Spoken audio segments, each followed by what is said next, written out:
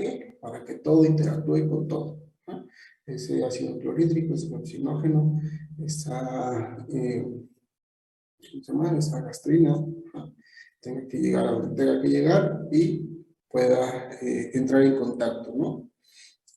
Y principalmente, ¿cuál va a ser la función del estómago? O sea, ¿para qué realiza todo ese movimiento de mezclado? ¿Para qué lo almacena? Para la digestión de ¿quiénes? De las proteínas. ¿Sí? ¿Queda? Sí, doc.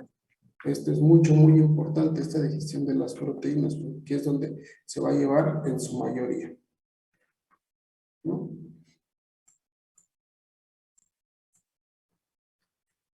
Pero para que se pueda llevar esa digestión de las proteínas, pues lo tenemos que ir revisando un poco histológicamente. Ajá. Ya estábamos viendo que en las capas histológicas del estómago tenemos una región muy importante, ajá, que es la región fúngica, ajá, donde se hacen estas fosas gástricas. Ajá. Ya las que realizaron el artículo, pues ya vieron la importancia de esas fosas gástricas. ¿Por qué? Porque aquí vamos a tener células principales. Ajá. ¿Y cuál es la función de esas células principales? La producción y secreción de pepsinógeno. Ajá. ¿Qué más? Vamos a tener células parietales. ¿Y cuál es la función de esas células parietales? La secreción de ácido clorhídrico. Ajá. Más de otra proteína importante que es el factor intrínseco, que esto nos va a ayudar a la absorción de vitaminas, ajá, principalmente la B12 a nivel intestinal. ¿Qué pasa? Aquí estamos en estas fosas, se está produciendo pepsinógeno y ácido clorhídrico, y están vertiendo su contenido que posteriormente va a ser sacado hacia la luz, ajá, como tal del estómago. Ajá. ¿Cuál es la función del ácido clorhídrico en el estómago? ¿Cuál?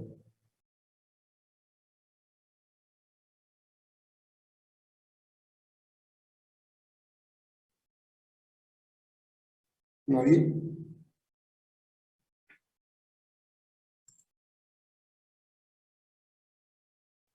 ¿Podría ser como degradar el alimento? Ajá. ¿Por qué? Porque va a ser degradación del alimento.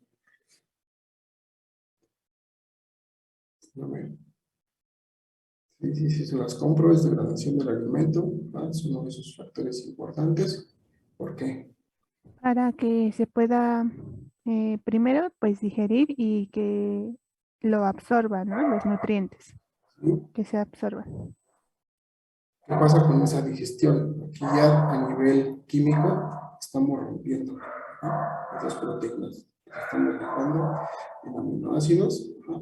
O oligopéptidos, es decir, una cadenita simple, ¿ah? De aminoácidos. Ya. Bueno, justamente algo iba así a decir, que pues obviamente ayuda para la liberación de enzimas que son necesarias para la digestión. Por ejemplo, también ayuda a descomponer lo que son las proteínas, o sea, como que le da el impulso a la pepsina para poder descomponerlas. Y Ujú. ¿Sí? ¿Y cómo le da ese impulso a la pepsina?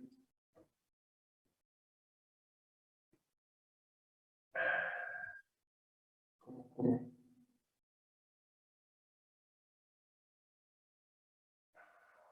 ahí sí, ya no me acuerdo. Alguien que le ayude a Sofía. Activando. Ajá. ¿Perdón? Se cortó un poco y así. Ujú. Sí, así es. Se cortó al final. No sé si querías complementar algo aparte de la acidez.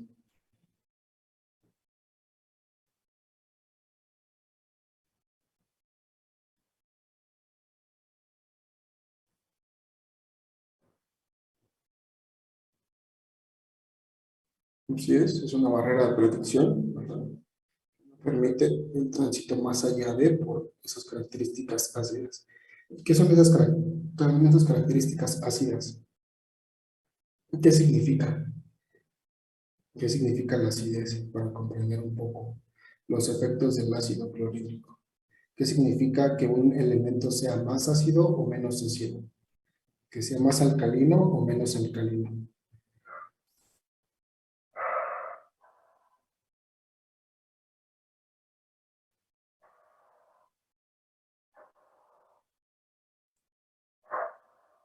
Así es decir, ese pH, ¿no? Ese potencial de hidrogeniones. ¿Y a qué se refiere ese potencial de hidrogeniones? A lo que precisamente dice Jessie, a la cantidad de hidrógenos que están circulando en un medio. Ajá. Entre más ácido es, significa que más hidrógenos, más moléculas de hidrógeno están circulando en ese medio. ¿Y eso para qué carajo nos sirve? Pues muy fácil. Vean estructuralmente de qué están conformadas todos los grandes elementos, llámese proteínas, llámese carbohidratos, llámese lípidos, en su mayoría de hidrógenos. Ajá. Entonces, ¿qué hacen? Llega ese elemento, pero al tener una gran cantidad de hidrogeniones libres, se apega con todo. Ajá. ¿Y qué pasa? Forman nuevas estructuras, nuevas moléculas. Por eso podemos decir que se corroe, podemos decir que se deshace. Ajá. Por eso podemos decir que cambia completamente química y estructuralmente todas las moléculas que entran en contacto con el ácido. Ajá. ¿Cuál? X. En este caso, pues va a ser ácido clorhídrico. Entonces, llega ese bolo alimenticio al estómago, hay gran cantidad de ácido. ¿No? ¿Y qué está haciendo? Están interactuando esas moléculas. ¿Y qué está pasando? Se están transformando a nuevas moléculas. Ajá. Aparte de qué, ya lo mencionaron, lo menciona esta Araceli, está activando el pepsinógeno. Ajá. ¿Cuál es la función de activar el pepsinógeno? De que se transforme en qué? En pepsina, que la pepsina va a ser la molécula completamente activa. Ajá. ¿Por qué no podemos secretar o por qué las células principales no secretan pepsina así en esta forma? Si tenemos que tener un punto intermedio para que se active. Y eso tiene que ser a nivel de la luz. ¿Por qué? ¿Por qué no podremos secretar pepsina así ya activa?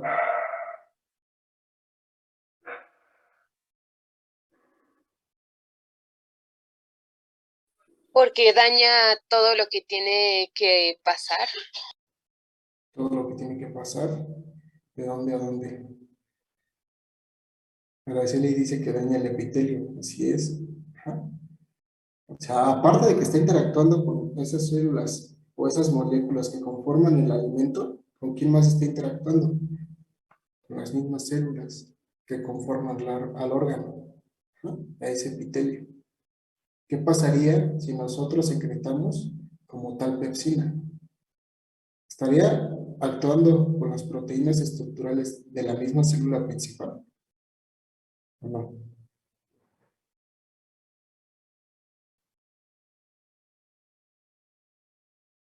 ¿Sí me van siguiendo en mi lógica matemática o no? Me regreso.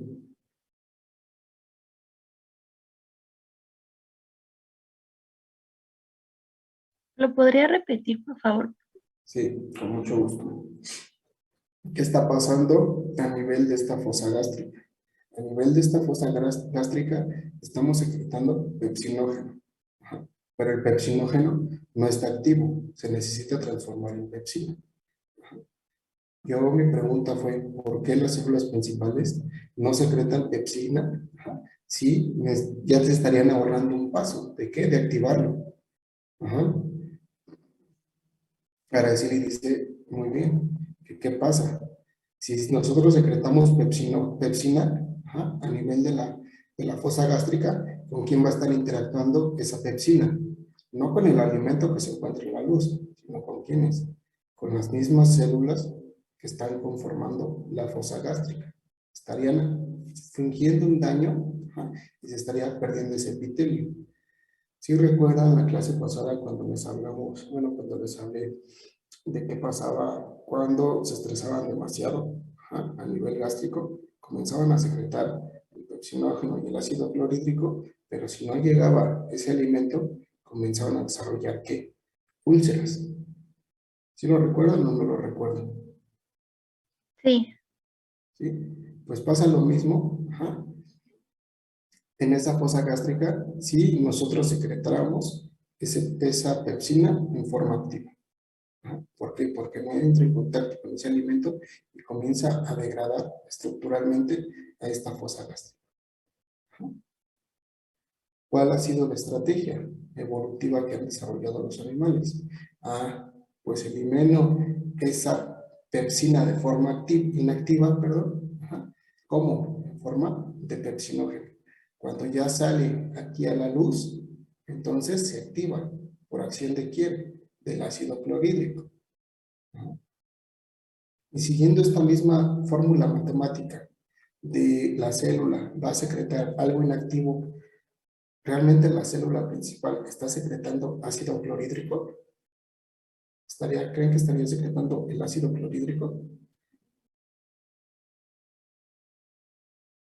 como tal, en esa forma química, estructural?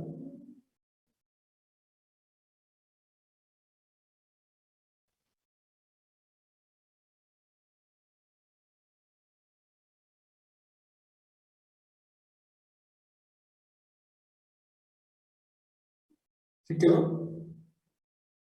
¿Sí quedó mi lógica matemática de por qué la célula secreta estos elementos, llámese pepsina, en forma inactiva? sí, ¿Sí? Entonces, ¿por qué la célula parietal va a secretar el ácido clorhídrico en forma inactiva? Lo que les había mencionado. El ácido va a estar interactuando con las moléculas, ajá, que aquí están. En este caso van a ser proteínas. Ajá. ¿Y qué va a hacer con esas proteínas? Las va a comenzar a degradar. Y al comenzar a degradar las proteínas de una célula, que le está quitando funcionalidad de esa célula. Le está haciendo el harakiri y solita se está matando. Entonces también el ácido clorhídrico se secreta de forma inactiva. Ajá. Ahorita vamos a ver en un esquema cómo es esa secreción de ácido clorhídrico. Aquí pues, ya nada más es un resumen de la diapositiva anterior, ¿no? Que las células van a secretar tanto ácido clorhídrico como pepsinógeno. Ajá.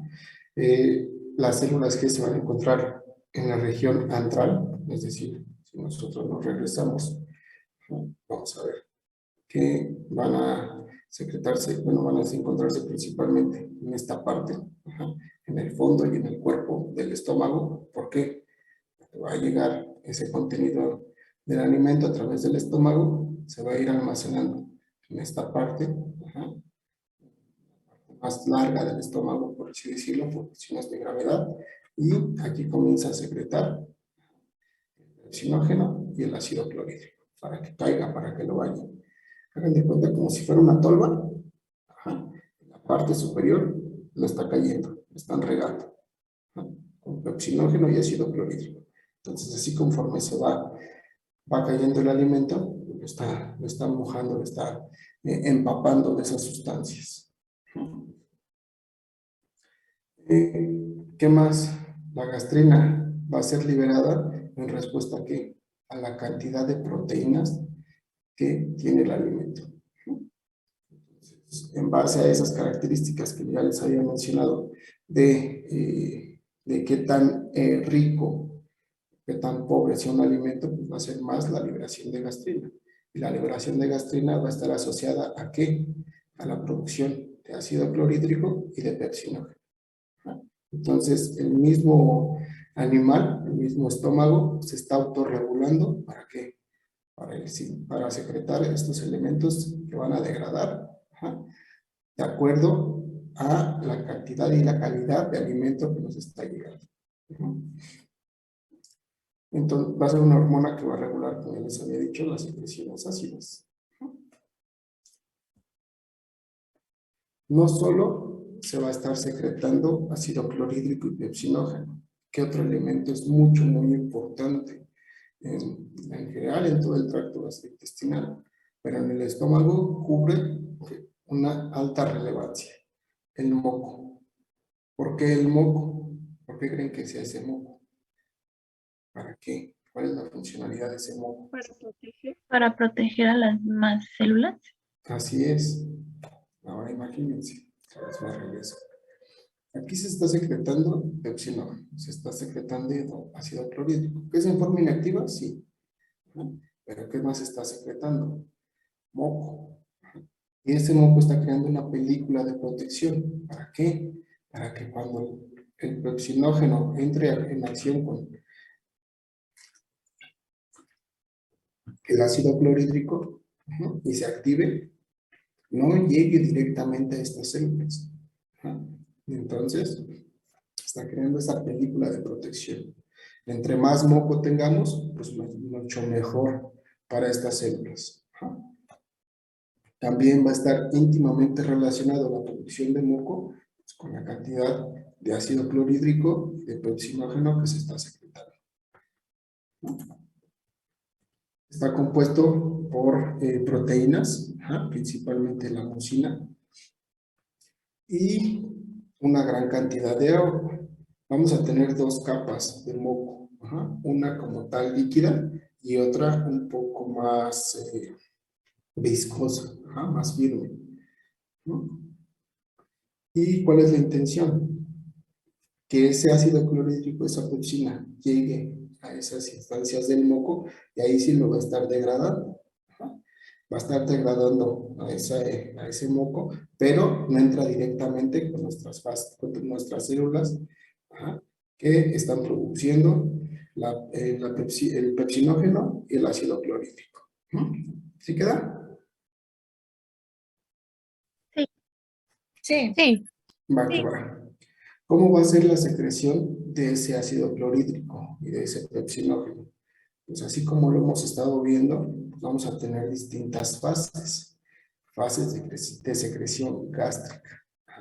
¿Sí lo recuerdan? Sí recuerdan que ya lo habíamos visto, por ejemplo, cuando consumimos alimento, una fase de iniciación que nosotros previamente teníamos que echar a andar toda esa maquinaria para que cuando el alimento llegara, entonces pues ya poder interactuar, ¿no?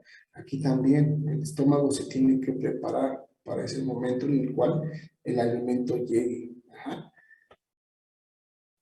Entonces, pues vamos a tener primero una fase cefálica. Aquí les recuerdo esta fase cefálica.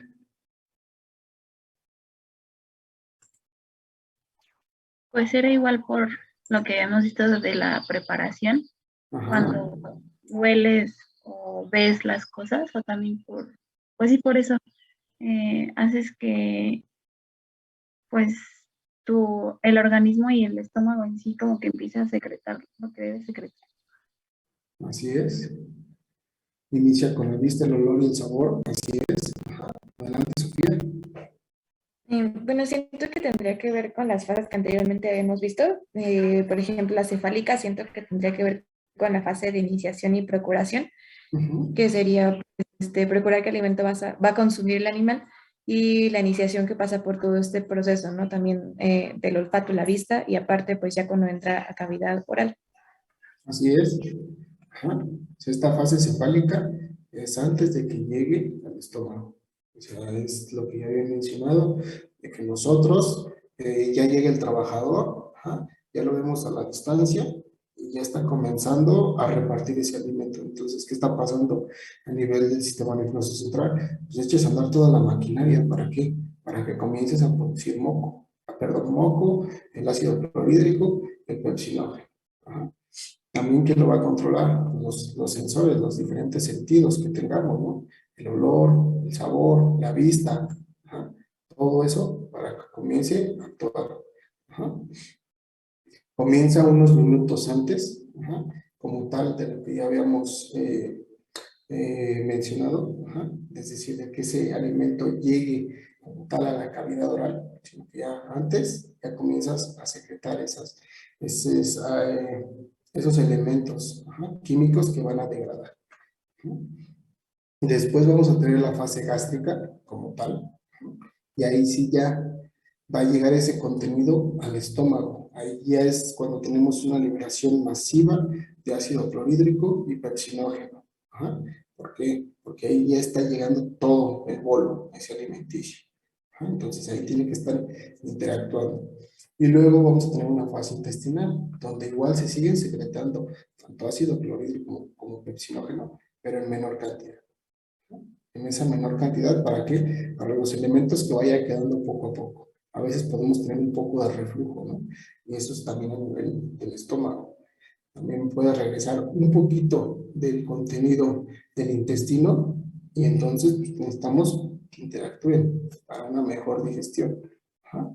Como menciona Araceli, es controlado por el nervio vago. Ese nervio vago que ya vimos que está íntimamente relacionado con todo el tracto gastrointestinal, desde comenzar a percibir los sabores, los olores, el alimento, ajá, hasta comenzar a regular precisamente la secreción, ¿no? Y de ácido clorhídrico y de pepsinógeno. Ajá. ¿Quién más va a controlar esa secreción? ¿No? El parasimpático. ¿Con quién? Con la liberación de acetilcolina. Ya estuvimos hablando que va a ser esa acetilcolina la encargada de controlar estos elementos para que comiencen a trabajar. ¿No? Van a ser la estimulatoria. ¿Y qué? Va a comenzar a estimular a las diferentes células para la liberación de ácido clorhídrico, de pepsinol, ¿no? Así a grandes rasgos. Este era el mecanismo, es el mecanismo por el cual se está liberando ácido clorhídrico. Pueden ver, pues también se libera en forma inactiva. ¿Cómo va a estar haciendo esto? Vamos a tener CO2, ¿no? Que como tal es un elemento de desecho. Puede ser producido por la misma célula parietal, ¿ja? O llegar a través de los vasos sanguíneos. En la célula parietal va a transformarse en agua, ese CO2 al combinarse, ¿qué va a hacer? Va a comenzar a liberar hidrogeniones. Y esos hidrogeniones, a través de una bomba, ¿ja? Va a hacer que se libere a la luz gástrica. Ajá. Y por otro lado, pues vamos a tener también circulación, pero de otro elemento, del cloro.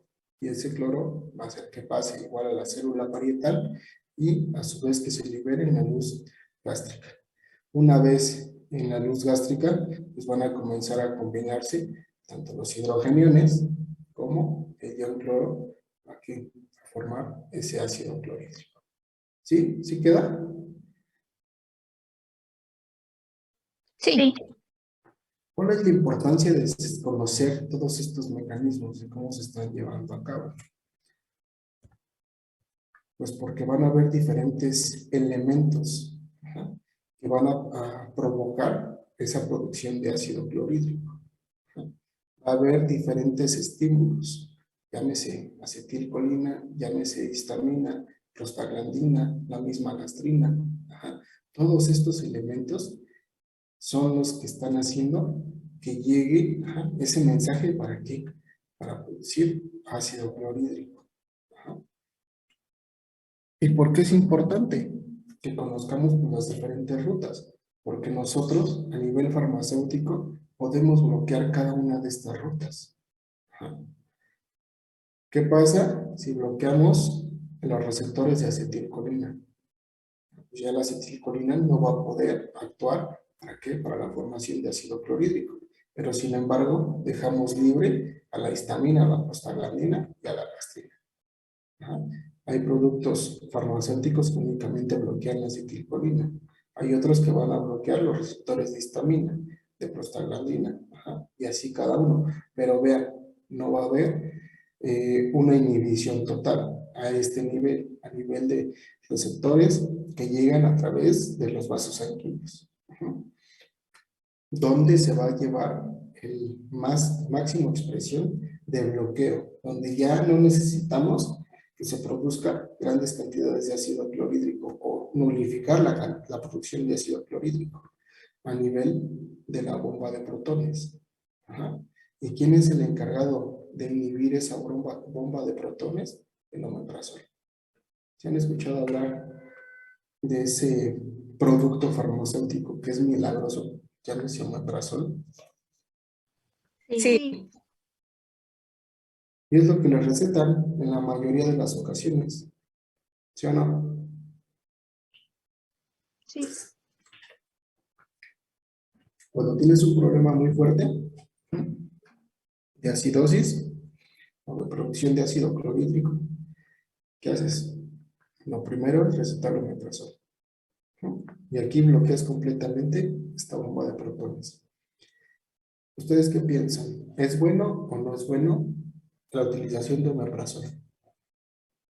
A ver, díganme. Adelante, Jimena.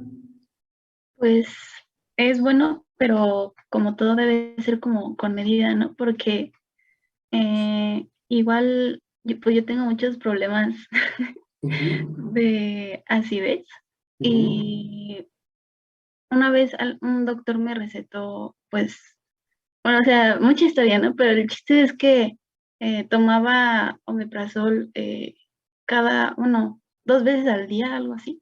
Y ujú. después fui otra vez con el doctor y me dijo, bueno, con otra doctora, y me dijo que era malo porque pues al tomar mucho omeprazol, pues lo que estás haciendo es que puedas volver, ay, ¿cómo se dice?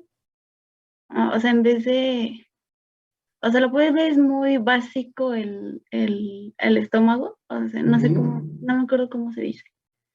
Mm, bueno, sí, eso, o sea, lo que puedes hacer es que en vez de ser muy ácido, lo vuelvas muy básico y pues eso también es un problema. ¿Por qué? Porque es problema.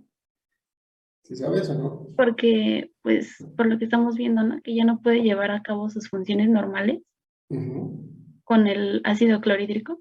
O sea, pues al ujú. final de cuentas lo estás haciendo que haga todo lo contrario a lo que debería de hacer, bueno, con el ácido clorhídrico. No es como tal todo lo contrario, pero sí, o sea, pierdes la funcionalidad completamente del estómago. Ajá. O sea, en lugar de llevar esa digestión química, de tú fragmentar ya a nivel molecular los diferentes elementos que conforman al alimento, ¿qué estás haciendo? Pues ya no tienes ácido clorhídrico, ya no se puede interactuar, ya no puede romper enlaces, ya no puedes activar el pepsinógeno, entonces el pepsinógeno ya no puede actuar igual rompiendo enlaces. Entonces, le quitas completamente esa funcionalidad. Doctor, Mande. entonces una pregunta, ¿el consumo excesivo de omeprazol se puede, no sé, ser parte fundamental para padecer desnutrición? ¿Cómo? A ver, otra vez.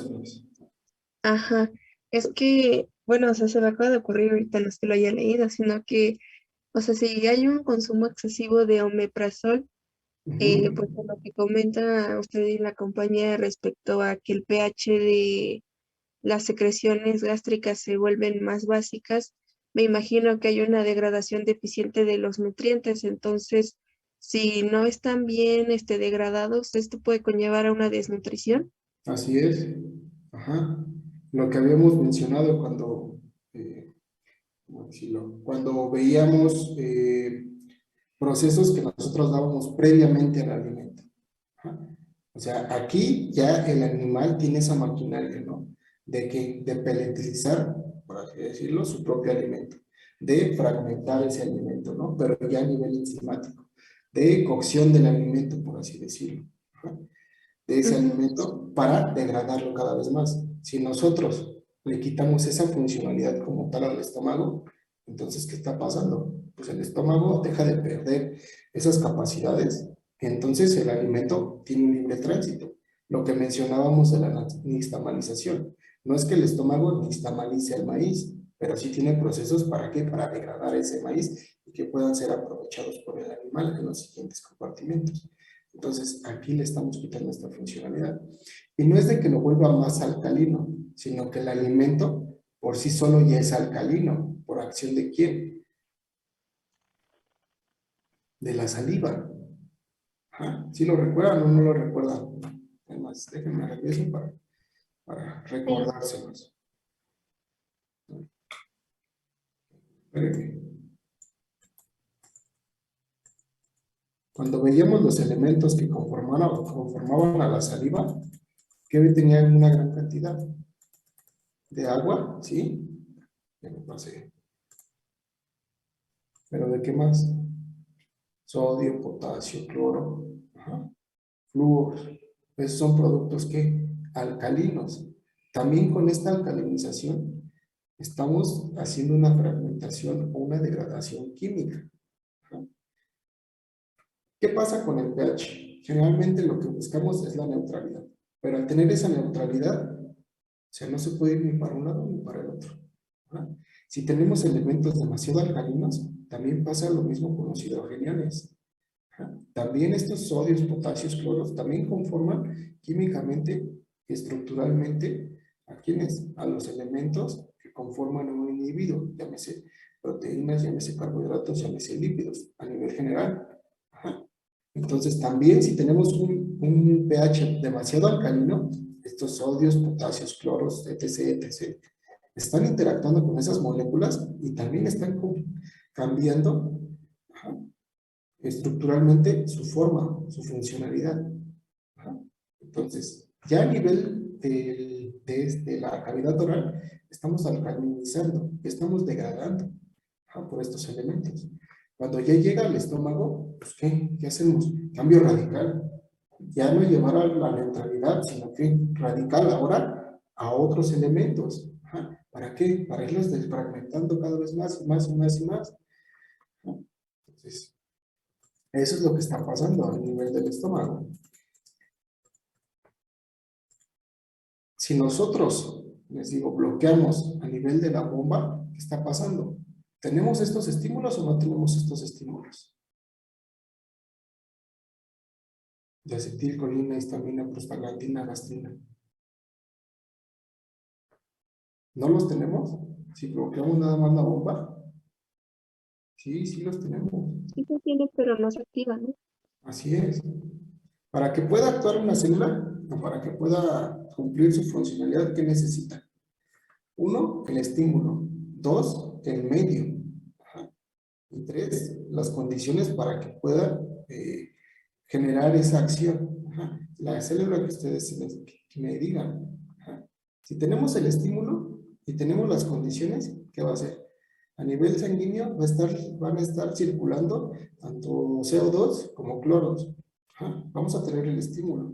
Vamos a estar captando CO2 y cloros. Pero sorpresa, estamos bloqueando la bomba.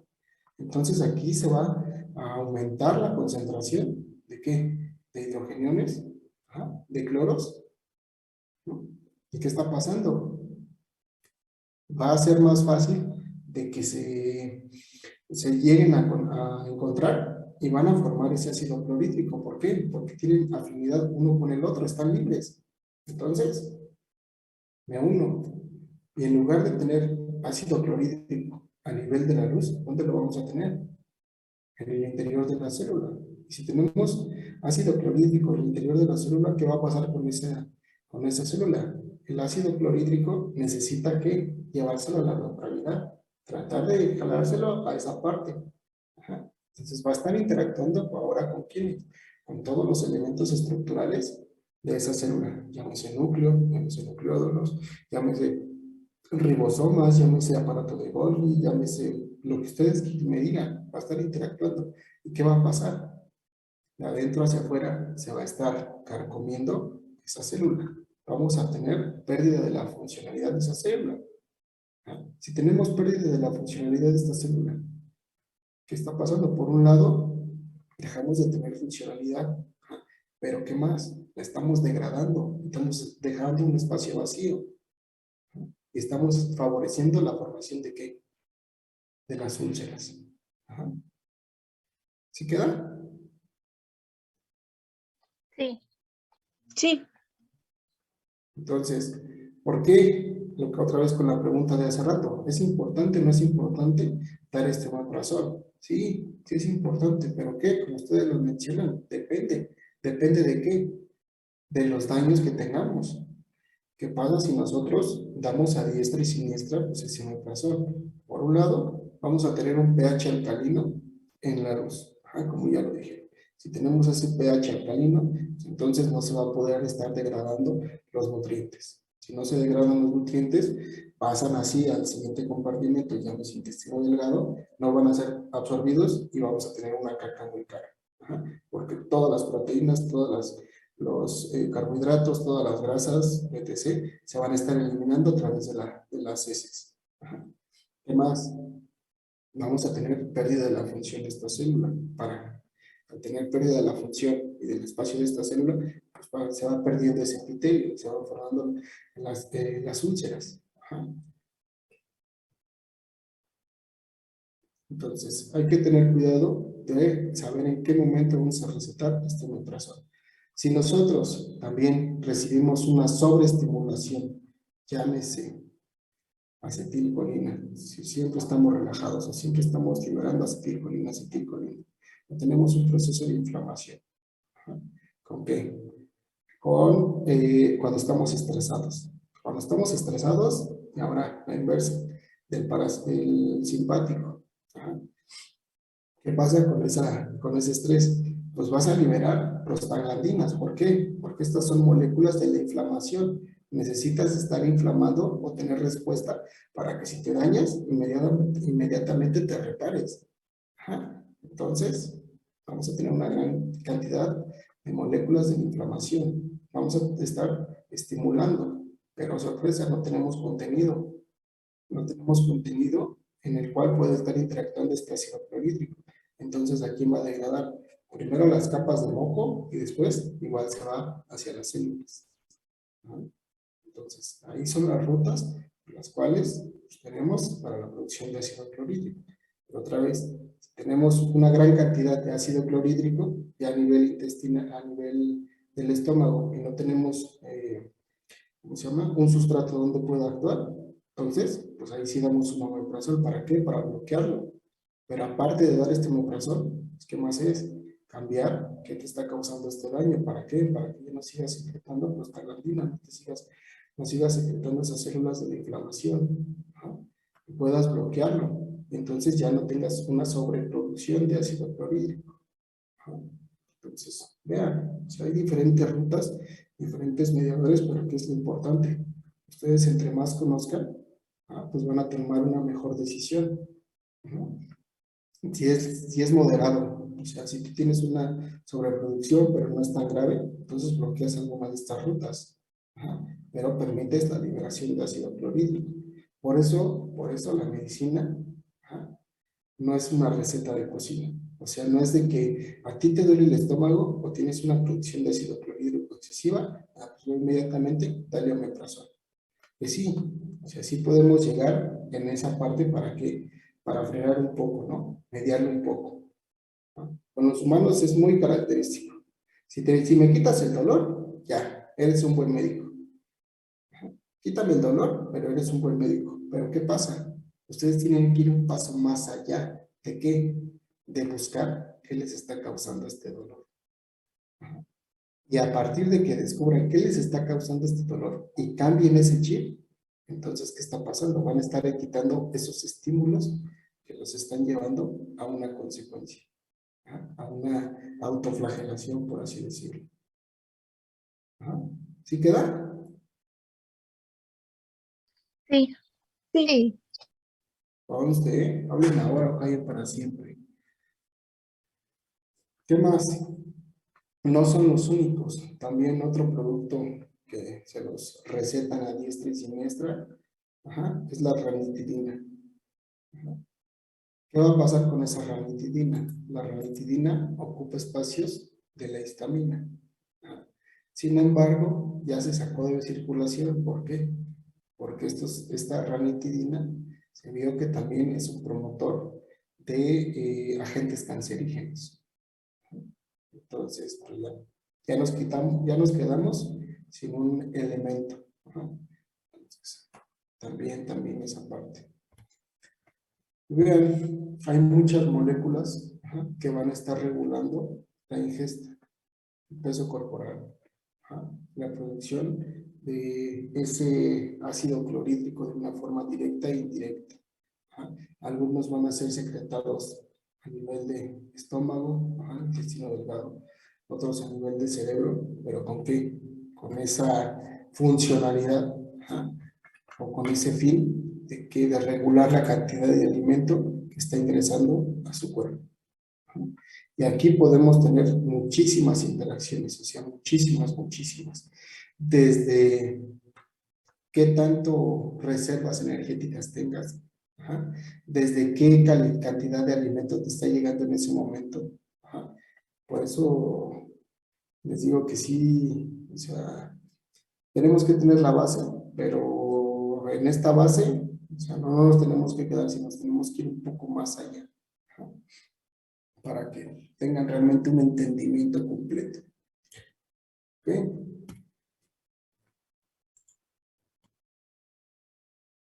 Ya pasamos a la fase gástrica. En esta fase gástrica va a ser la más larga, la que más tiempo va a durar. ¿Por qué? Porque necesitamos que el alimento permanezca en ese sitio para que todas esas moléculas, todas esas reacciones químicas se puedan llevar a cabo. Ajá. En promedio dura 2 horas y media. Ajá. Pero siempre va a estar, ajá, ¿con qué? Con la cantidad de alimento y la calidad del alimento que les llega. También vamos a tener una distensión del estómago, que también ese estímulo con la llegada del alimento va a distender, les va a decir, hey, ya deja de comer, ya no necesitamos más. Ahora, ¿qué necesitamos? Que comience a trabajar ese estómago, ajá, y que comiencen a secretarse ácido clorhídrico, pepsinógeno, que se active, ajá, para poder degradar. ¿Hacia qué? Hacia aminoácidos. Vamos a estimular mecanorreceptores, sistemas colinérgicos, sistemas vagales, etc. Ajá. Vamos a activar sistemas de gastrina y de acetilcolina también, a través por la producción de histamina, la producción de ácido clorhídrico, de pepsinógeno, etc. Ese es el fundamento del estómago. Ajá. O sea, si ustedes se llevan esa parte, ya me voy por bien servido. Es decir, llega el alimento, o de una vez empezamos desde antes, desde la fase cefálica. Tú percibes ese alimento que está haciendo tu sistema nervioso, está echando a andar toda esa maquinaria, ajá, a través del nervio vago, del parasimpático, ajá, para que se estimule la producción de ácido clorhídrico, ajá, y ese ácido clorhídrico, la finalidad es activar el pepsinógeno y comenzar a reducir principalmente las proteínas, así que aminoácidos y oligopéptidos, ¿no? Hay igual muchas sustancias que nada más van a estar siendo reguladas a nivel del estómago. También a nivel de intestino. ¿Por qué? Porque es una sinergia. Si no trabaja bien el estómago, no va a trabajar bien el intestino, ajá, principalmente el delgado. Entonces ahí tiene que estar trabajando adecuadamente para que las degraden bien a las proteínas, puedan ser absorbidas, ¿no? Y ya, como tal, la fase intestinal, pues es que la salida de ese quimo, ese contenido del estómago, pase hacia el duodeno. Y ya tenemos aquí únicamente la presencia de péptidos y aminoácidos. Ya vamos a inhibir la liberación de gastrina. ¿Por qué? Porque ya no necesitamos que se produzca tanto ácido clorhídrico, la vamos a inhibir. Entonces, en esta fase es la fase de inhibición de la producción de ácido clorhídrico.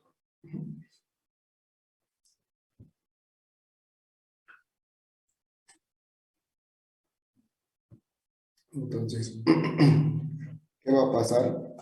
Pues también esta fase intestinal pues va a estar regulada por muchas moléculas. O sea, les digo, tiene que ser íntimamente estructural, o sea, tiene que estar altamente coordinado. ¿Quién se encarga de coordinarlo? Principalmente el nervio vago. Ajá. Para que sea les digo, no es ético comparar animales con máquinas, pero una máquina de ensamblaje perfecta.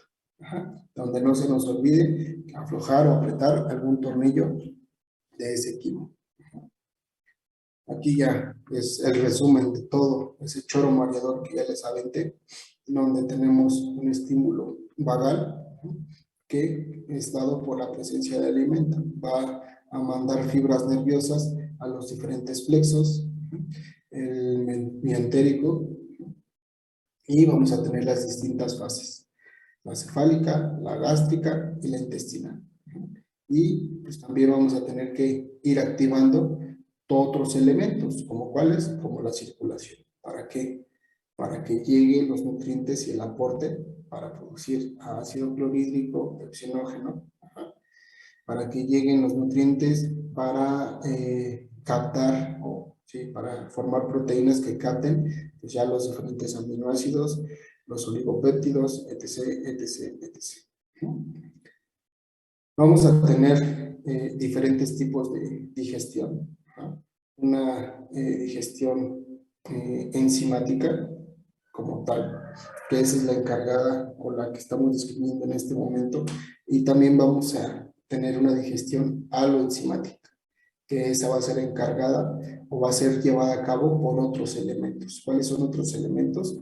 Las bacterias o los virus o los protozoarios, y eso está generalmente relacionado pues, con los rumiantes. Alguien tenía levantada la mano, perdón. Fui yo, doctor. Es que no le iba a preguntar que si la tarea que tenemos que hacer es como, bueno, similar a la imagen que puso. Más o menos, sí. Ok, Sí, gracias. así. Más o menos así. Pero ustedes ya lo tienen que ir integrando. ¿No? Sí, Ya lo gracias. tienen que ir integrando junto con los artículos. En uno de los artículos, si ustedes se ponen a sacar palabras claves, se ponen a sacar, sí, a desglosar como tal bien el artículo, vienen todas las interacciones que se están llevando a cabo para la secreción de ácido clorhídrico. Ajá. Y ahí, así lo quiero. Igual con la fase cefálica, con la fase intestinal. ¿No? ¿Sí? Sí, doctor, gracias. Va que va. Entonces, les decía que tenemos diferentes tipos de digestión. La autoenzimática, que como tal es la que estamos describiendo en estos momentos, y la aloenzimática, que es llevada a cabo por microorganismos.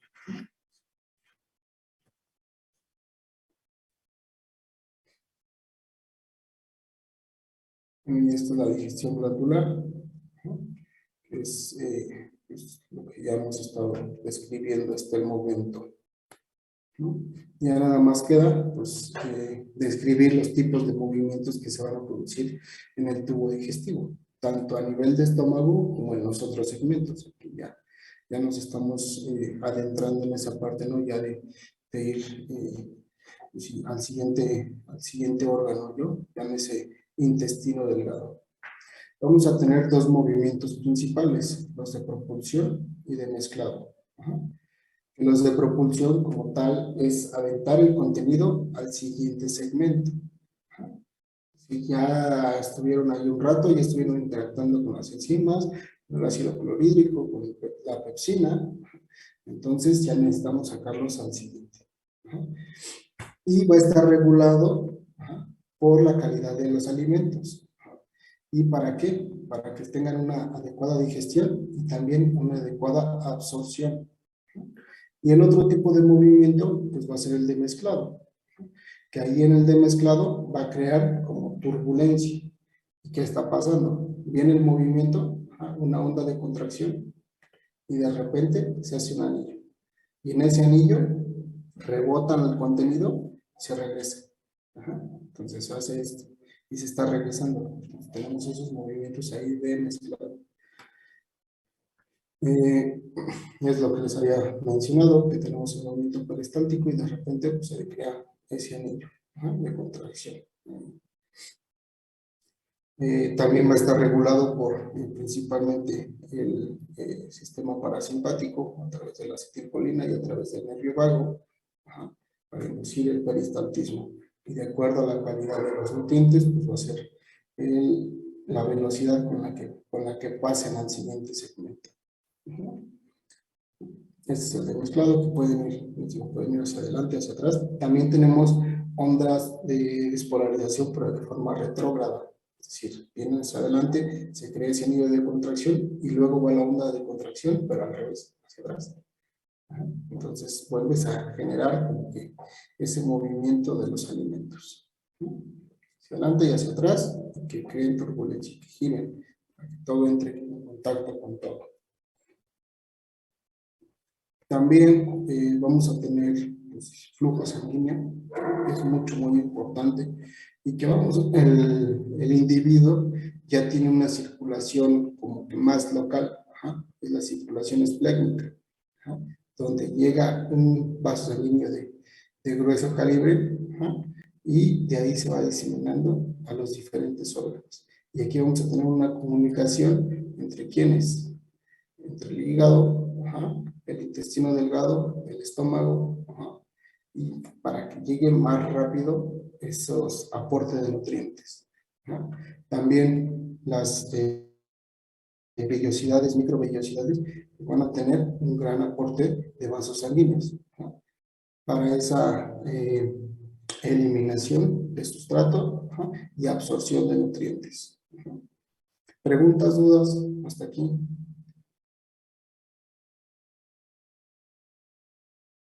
No, ninguna. No, todo bien. ¿No? ¿Quieren descanso o le seguimos?